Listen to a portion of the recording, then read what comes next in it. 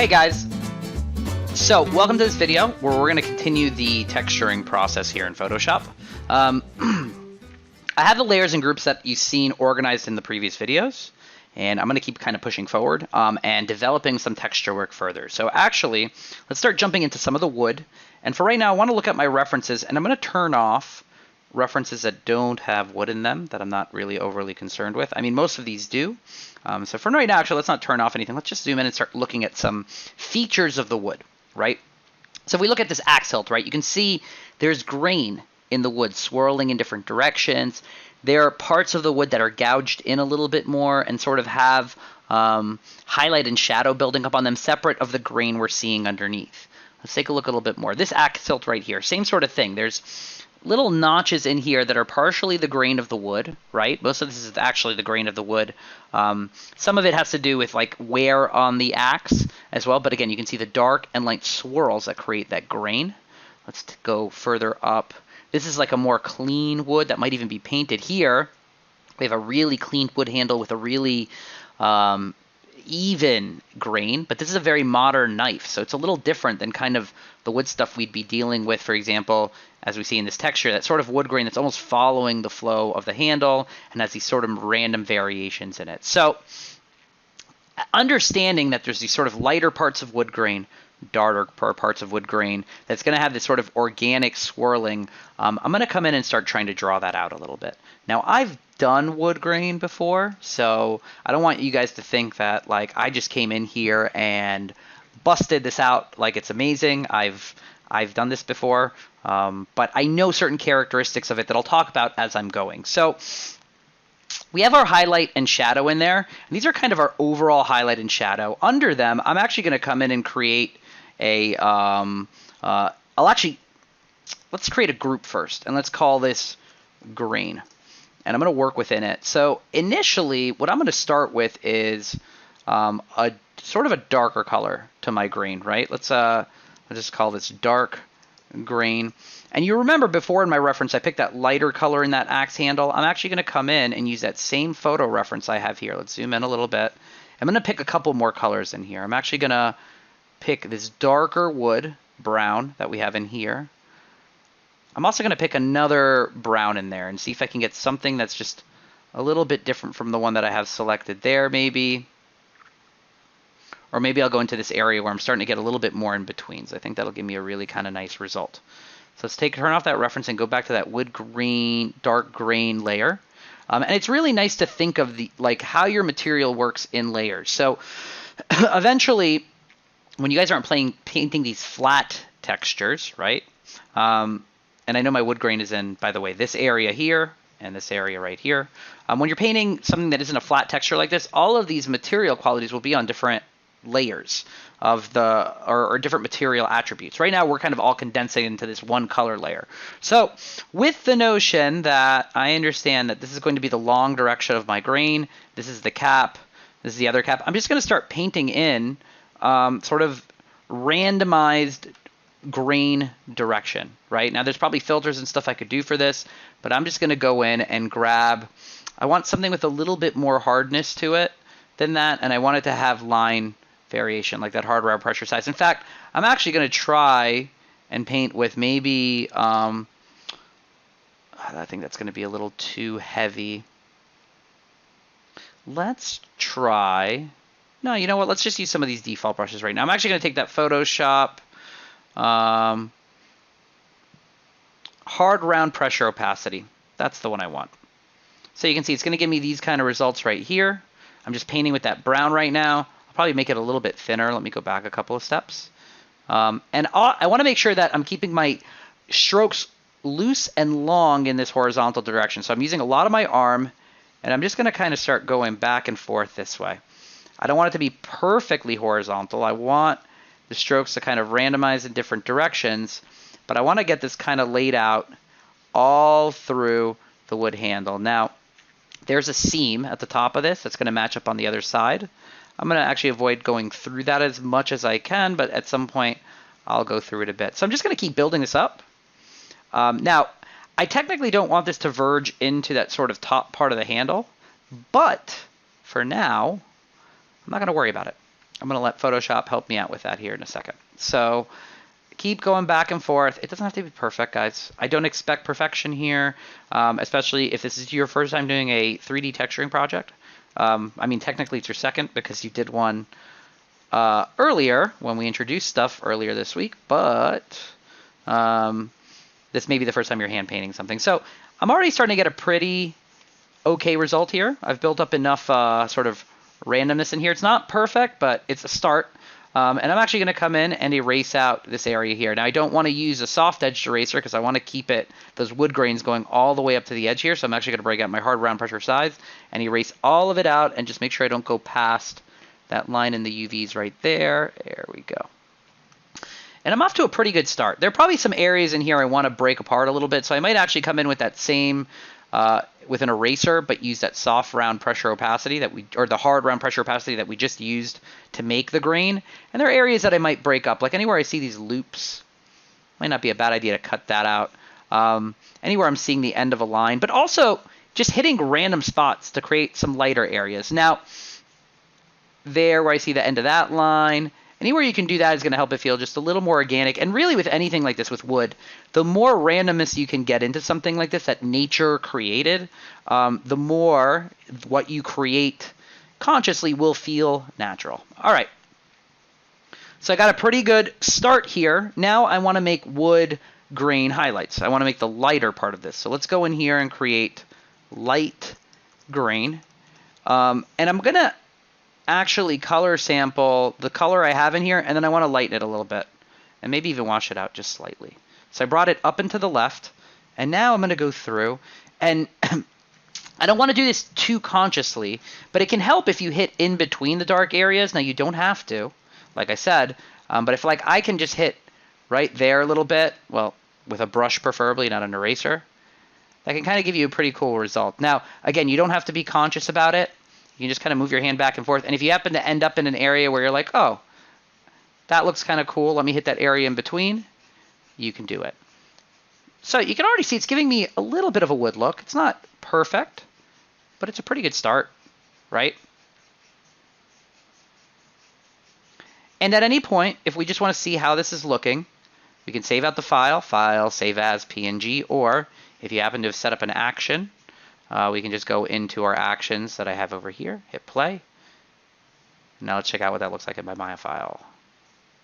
Let's update that. There we go. It's looking pretty, it's a pretty good start, I think. That cap looks a little empty. This bottom part here is looking a little empty, so let's give those a little bit of love as well. In fact, I'm going to do a fun little trick here where we're going to take the light and dark green that I made here already. I'm going to duplicate them. And we're going to move them over so that they end up covering this part of the wood. And in fact, I'm just going to scale them up a little bit so they cover that whole area in there. And just like I did before, let's erase out what ended up in here for the dark and what ended up in here for the light. I missed a little bit there. Let's just be a little bit more careful. And then we'll go into the light grain, do the same. There you go. So you can see I added that wood grain into just that little area by duplicating those layers over really quick. And if you want to be extra organized, what I would probably end up doing here is merging all this stuff together by kind of taking that light grain and this light grain and merging them, taking this dark grain and this dark grain and merging those layers. So now it's all in these. I have all of my light grain in that layer. I have all of my dark grain in that layer, right? Pretty nice. Now let's keep working. I want to work the top and the bottom. So the top and the bottom, think of it like this. If you took like a little tree trunk and then you cut it at the top and the bottom, and then you whittled it down to be a handle, right? What would the top and the bottom look like? You might have round swirls like you see in the center of a tree trunk. You might not get something perfectly like that either. It's up to you. I'm going to do it like as if this was made out of like a single large tree branch, right? That was kind of slowly hollowed down. So it'll probably have some sort of ring effect in it. I think that'll look pretty cool. So again, with my darker color in here, in my dark grain area, I'm just going to kind of make little rings in here, right? We're going to expand out from the center. You don't have to be perfect. It's really the nice part about stuff like wood like this. You can actually just kind of randomly hit dark areas. Just make sure that you're getting round swirls in it. That's probably the most important part. And then if you want to be like, and then in the light area, I'm switching back to that lighter color, I want to make like a large round in the center of this. Generally the middle of a knot. It's a little lighter. And then I'm going to do thin round swirls, right? Just like I did with the dark ones. And if I want, I can duplicate this chunk and put it on the bottom, or just hand paint it, right? Now this is a little bit darker, so I'm going to go in with my dark grain, and in fact, I'm probably going to see that my dark grain here isn't that much darker than this, so I'm actually going to darken that a little bit more. It shouldn't actually make that much of a difference because, actually let me hit cancel and go back to my grain color here. Theoretically, because I have the multiply on top of here, as I start painting in my dark grain swirls, they will get darker, right? Yeah, so that's all working out good. Nice, nice. Oh, I messed up there a little at the end, so I'll just go back a few steps. And then we'll hit up this area here. It doesn't have to even be perfectly centered. It can be off center slightly. Just want to make sure I get random darker and lighter areas. And then again, same thing with the lighter. I actually put those in the wrong layer right there. So what do? Well, let's just select them, all that dark grain stuff. I'm going to hit Control X or go to Edit, Cut. Be right there. And then I'm going to paste them by hitting Control V or going to Edit, Paste. I can see all of that stuff is right here. And now all I'm going to do is bring that under my dark grain layer and merge these together. So now it's in my dark grain. And now I can go to my light grain. And if I want, I can start painting in some of the late grain stuff in here as well. You're probably not going to see it as much in the shadows, but I do want that middle part to still be a little bit lighter than everything else, right?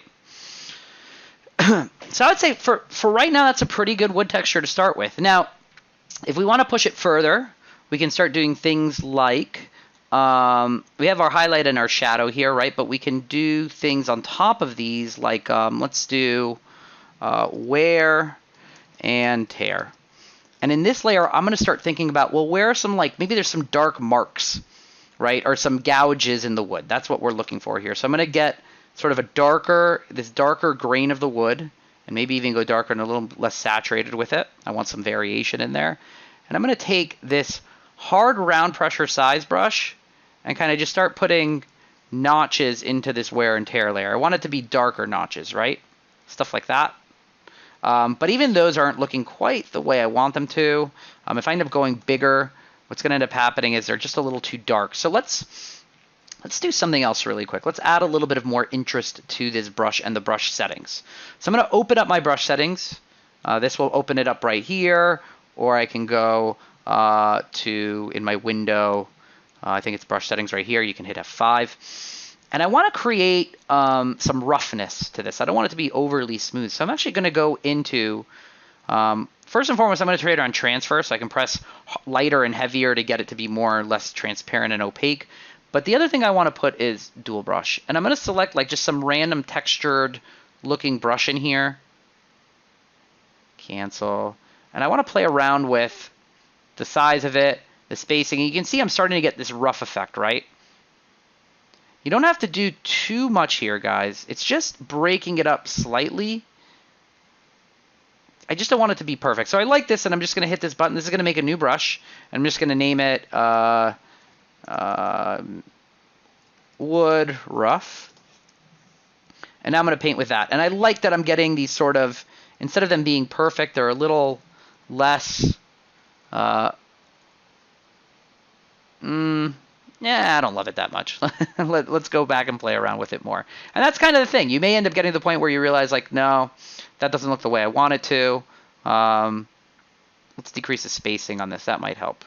Let's try that now. There we go. That's more what I was looking for. So let's just erase these guys out really quick. Switch back to our brush that we were just using. And I'm just going to start making these sort of... It's like...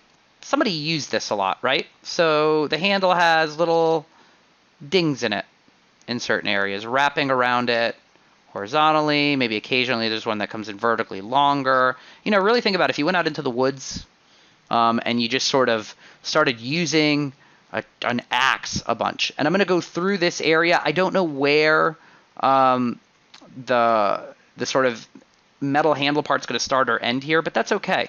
I just want to make sure I'm filling enough of it with these sort of scratches. And that'll probably give me just a good start for that. Now, there are other ways you can do this wear and tear that are a little more efficient, but I want to do this just to show you guys that you can also add in, I like to do this sometimes where I'll come in here and add in a layer. Nope, that wasn't what I wanted, a layer style. And I like to sometimes use this sort of drop shadow or bevel and emboss effect when I'm creating things that look like they're sticking out or going in. So with bevel and emboss, if I make this look like it is, let's see what an outer bevel looks like. Let's make it go down so it looks like these gouges are going into the wood. And you can already see those look like they're kind of going into the wood, right? Now, depending on my depth, they look like they'll go in lighter or heavier. I can increase and decrease the size. Now, you guys don't have to use this, but it's just a fun way, especially with flat textures, to be able to get a result pretty quick. You can also change the type of it. Maybe we'll do a smooth or a chisel hard and decrease that size. No, we're going to do a I like how that smooth looked actually for this kind of wood. I think that gives a pretty good result. Actually, you know what? No. I like the chisel soft. Let's go a little bit bigger with that. There we go. And now, that 2, let's see, 3 pixels. Let's type in the 3 and hit enter. You can see those kind of look like marks in the wood, right? Again, I'm going to turn off my UVs really quickly. Let's just turn these guys off. I'm going to hit play in my save as PNG, or you can go to, again, file, save as, and do the whole process. Let's go into our Maya file. Now let's take a look at what that looks like. And guys, you can start seeing that's actually starting to give me a pretty decent result, right? I mean, that, from going from flat brown to where we are right now, that's a pretty decent looking wooden handle. Now, you guys don't have to follow my steps for making wood. You can do other things. I'm just showing you how I would go about that part of the process. All right, let's jump into one or 2 more textures before we finish up this video. So let's jump into doing some of the metal in here. So let's take a look at some of the reference for the metals we have in here. And we're going to see that there's all of these nice, like, sort of, depending on the type of metal, this is a more modern one here with all these nice striations in it. This is probably closer to what we want to go for, this sort of really beat up, roughed up metal. But it'll be nice. We want to layer towards these kind of things, right? We don't want to initially just say, all right, throw on all that texture, just like we did with the wood. We started with the wood grain, and then we worked our way to the metal. So let's start with getting some of this sort of metal shininess in there. Maybe we'll get some of these lines in there as well. So let's turn off our reference. Let's zoom out a little bit. And we know that the main chunk of the axe essentially runs, let me open up our leather. I just saved, by the way. Make sure you guys are saving often. So let's call this metal texture. And then within that metal texture group, I'm going to come in and I am going to start adding some of that metal texture. Now, one thing to note with this metal texture is the fact that if we are going to put sort of grain in the metal, it's going to run in a specific direction. So we have to keep in mind that most of the axe runs left to right, that way to that way. That would be the direction of the grain. So let's actually do that. And I'm going to show you guys a trick that I learned a long time ago in Photoshop that can give you sometimes a nice grain result. So I'm actually going to duplicate, let's do this. We're going to duplicate that base color layer, and I'm going to bring it into this metal texture group really quick. And we'll call this metal grain. Now, again, you probably wouldn't see this as much on older metals, but I think it'll still give us a nice effect, and then we can kind of push it further once we start getting into more of the texture stuff after. So I never know why this comes up. Anyways, let's get into painting some stuff in my metal texture layer. So in this metal grain layer that we have right here, I'm actually going to go to my filters up here. And I'm going to go to noise, and I'm going to just add noise to this. I want to make this not perfectly smooth. I want to make it a little roughed up. Let's zoom in a little bit so you can see what it looks like on it. It's just basically making it pixelated and noisy. Now, depending on the amount you add, you cannot have a lot. You could have a huge amount. You can make it even by making it uniform. but Gaussian will make it kind of more randomized. And then if you don't have it as monochromatic, it'll be colorized. I want monochromatic for this, and I don't want too much. I want some. That'll probably be pretty good, right about there, maybe even less than that. And even there, I could probably leave it here, and I'd already have a better spot to start at. But let's do a couple other things. So one thing we could do, and let's zoom in on this so we can see it a little bit better, is we can go to Filter again, and we can add just a Gaussian blur to this. Just blur it simply very lightly, just a little bit, so the noise starts bleeding into itself. And this is a really nice way to get just sort of a random base, right? And in fact, I'm going to save this. I'm going to duplicate the layer and do that because I might go back and end up using that. I liked how that looked. Metal, let's name this metal noise. And I'm going to create that. So let's go to filter, blur, Gaussian blur. That 2.5 pixels, actually that's too much. I want it to just be kind of a hint of it. There we go. That 1.1 will work really nicely. But now in the metal grain, the other thing I'm going to do is I'm going to do another kind of blur. But instead of it being a Gaussian blur, I'm actually going to do a motion blur. And I want that motion blur to run just in that direction, horizontally. And you can see that as I kick it up a little bit more, it almost starts to look like sort of metal that has a grain going in a specific direction, right? So let's actually hit, I'm going to save out my file really quick here. Let's take a look at it at Maya and kind of see what that looks like now. Now, I may not be able to see it. I'll probably have to zoom in pretty close for something like that. So,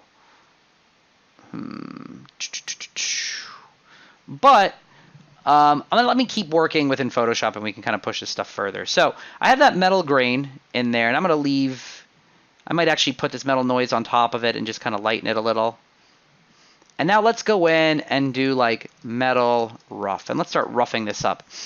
And for this, I'm going to use some Photoshop custom brush stuff. So I want to go into my brushes here, and I want to load some of these other ones in here, which if you just click on the gear in your brushes, you can go to legacy brushes. It should bring up a bunch of these. And I'm going to come in and just look at some different ones and see what I have, right? See what looks kind of cool. Let's collapse some of these top ones here. Wet media, special effects.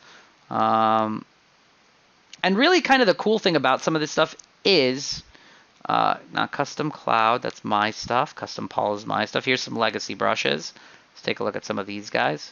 So you have your defaults, assorted. All right. Let's check out what we got in our legacy brushes in here. Man, I have too many of these. I really got to clean this up. So again, guys, if you load the legacy brushes, you'll get a bunch of extra options in here. In fact, you might notice that I think I have them doubled up in here. I could be wrong.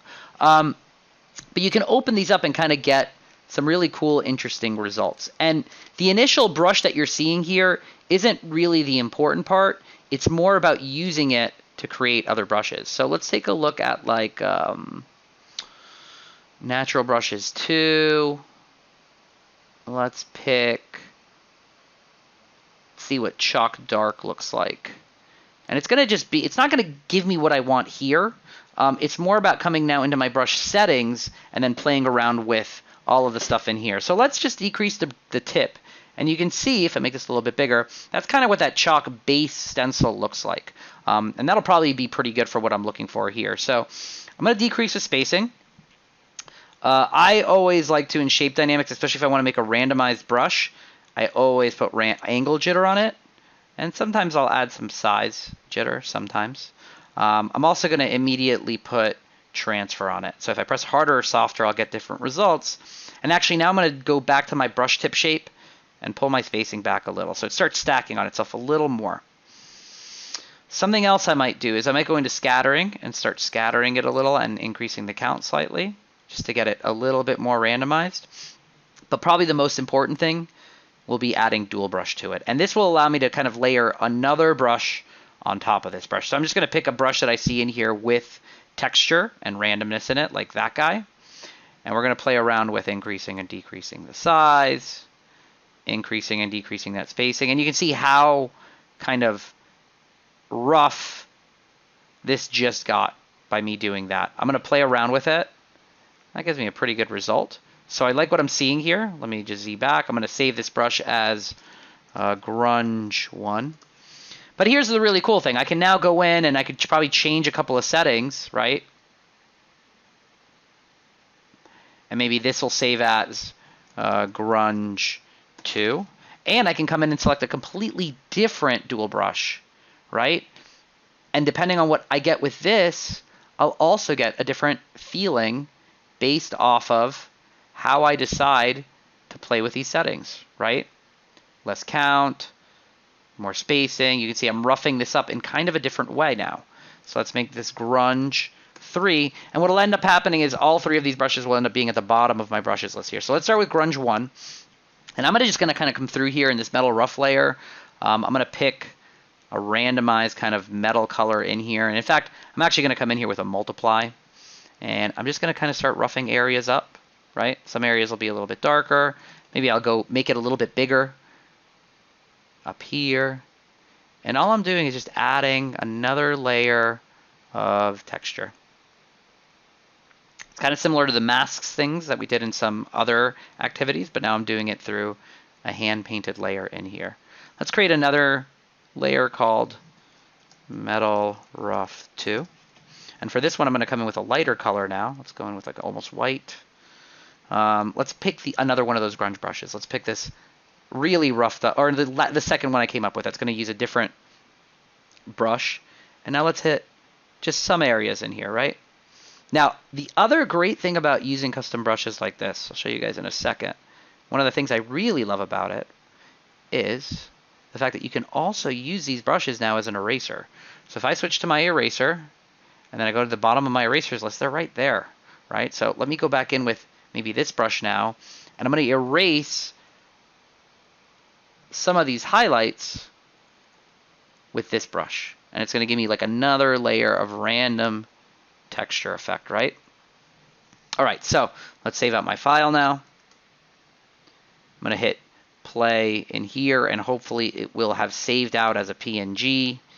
And then when I go to my Maya file, hopefully that will have updated. It may not have. There you go.